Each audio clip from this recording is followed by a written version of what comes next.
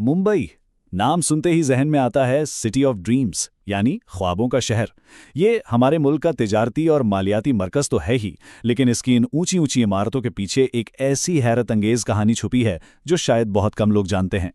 तो कभी सोचा है कि ये सब हुआ कैसे? 7 अलग अलग जजीरे जो समंदर में बिखरे हुए थे, वो आखिर दुनिया के सबसे बड़े शहरों में से एक कैसे बन गए? आइए आज मिलकर इस शहर की बुनियाद के राज से पर्दा उठाते हैं। इस शहर की कहानी किसी जंग या फतह की नहीं, बल्कि एक शाही शादी के तोहफे की है। जी हाँ, यकीन करना थोड़ा मुश्किल है, लेकिन ये पूरा का पूरा शहर एक जमाने में जहेज में दे दिया गया था। तो चलिए इस पूरी कहानी को समझने के लिए जरा वक्त में पीछे चलते हैं, उस दौर में जब ये इलाका कोई शहर नहीं बल्कि सिर्फ बिखरे हुए जजीरों और मछेरों की बस्तियों का एक मजमुआ था। देखिए, आज का जो मुंबई है ना, वो पहले ऐसा बिल्कुल नहीं था। वो तो दरअसल इन 7 अलग अलग जजीरों पर मुश्तमिल था। बॉम्बे, कोलाबा, लिटिल कोलाबा जिसे ओल्ड विमेंस आइलैंड भी कहा जाता था, मझगांव, प्रेल, वर्ली और माहम, ये सब एक दूसरे से पानी के जरिए जुदा थे। जरा तसव्वुर कीजिए, हर तरफ मछेरों के छोटे छोटे गांव हैं, दलदली जमीनें हैं और कहीं कहीं छोटी छोटी पहाड़ियां। यहाँ के जो असल बाशिंदे थे वो कोली और आगरी कबीले के लोग थे जो सदियों से यहाँ रहते आ रहे थे। अच्छा, यूरोपियों के आने से बहुत पहले भी इन जजीरों की एक लंबी तारीख रही है। 3री सदी कब्ल मसीह में ये मौर्य सल्तनत का हिस्सा थे। उसके बाद कई मकामी राजाओं की हुकूमत रही और फिर ये दिल्ली और गुजरात की सल्तनतों के कंट्रोल में भी आए। और फिर कहानी में एक नया मोड़ आया। समंदर के रास्ते से पहली यूरोपीय ताकत यहाँ पहुंची, एक ऐसी ताकत जिसने इन जजीरों की तकदीर हमेशा के लिए बदल दी। जब पुर्तगाली यहाँ पहुंचे तो वो इसकी गहरी और महफूज कुदरती बंदरगाह को देखकर बहुत मुतासिर हुए।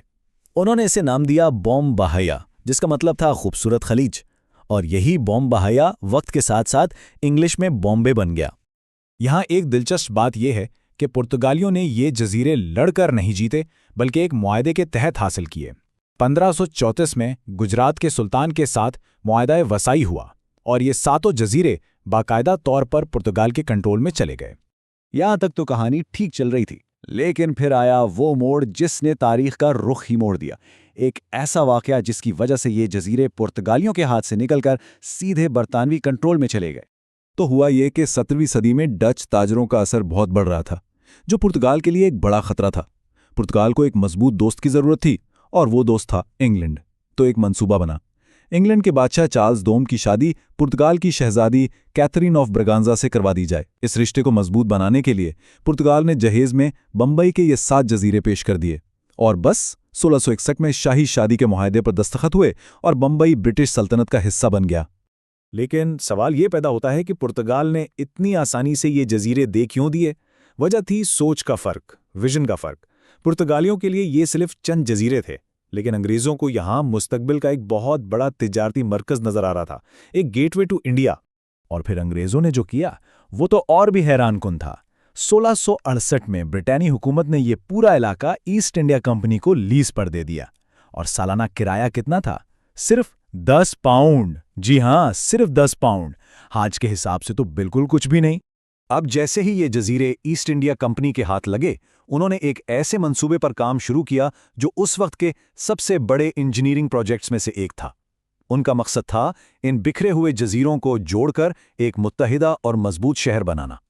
जरा फर्क देखिए, पहले थे 7 अलग थलग जजीरे जिनका इंतजाम भी मुश्किल था और हिफाजत भी, और इस प्रोजेक्ट के बाद एक मुत्तहिदा जमीन का टुकड़ा जिसके पास थी एक महफूज और गहरी बंदरगाह जो बड़े से बड़े तिजारती जहाजों के लिए बिल्कुल तैयार थी। इस जबरदस्त मंसूबे का सेहरा जाता है उस वक्त के गवर्नर विलियम होरनबी को। उन्होंने ही होरनबी विलार्ड प्रोजेक्ट की बुनियाद रखी, जो समंदर से जमीन हासिल करने का पहला बड़ा मंसूबा था। इसका एक ही मकसद था, जजीरों के बीच के समंदर को भरकर उन्हें एक कर देना। और ये कोई 1-2 दिन का काम नहीं था। 1782 में ये प्रोजेक्ट शुरू हुआ और इसे मुकम्मल होते होते 60 साल से ज़्यादा लग गए। 1845 तक ये 7 जजीरे एक हो चुके थे। और इस नई ज़मीन पर तरक्की की रफ्तार इतनी तेज़ थी कि सिर्फ 8 साल बाद 1853 में हिंदुस्तान की पहली मुसाफिर ट्रेन यहीं बॉम्बे से थाने के लिए चली। जजीरों के जुड़ने के बाद बॉम्बई ने कभी पीछे मुड़कर नहीं देखा। अब ये शहर 20वीं सदी में दाखिल हो रहा था और अपनी एक नई जदीद पहचान बनाने के लिए बिल्कुल तैयार था। 20वीं सदी में कई बड़ी तब्दीलियां आईं। 1947 में हिंदुस्तान आज़ाद हुआ। 1960 में जब बम्बई रियासत की तकसीम हुई तो बम्बई नई रियासत महाराष्ट्र का दारुल हुकूमत बना और आखिरकार 1995 में शहर ने अपना पुराना नाम बम्बई छोड़ा और अपनी मराठी पहचान से जुड़ा नाम मुंबई अपना लिया। तो सोचिए, एक शाही जहेज में दिए गए चंद जजीरों से लेकर आज एक आलमी मुआशी पावर हाउस तक इस शहर का सफर कितना शानदार रहा है। ये कहानी हमें बताती है कि कैसे तारीख, जोग्राफिया और इंसान का अज़्म मिलकर शहरों की तकदीर लिखते हैं। और अब सवाल यह है कि इस अजीम शहर की तब्दीली का अगला बाब क्या होगा।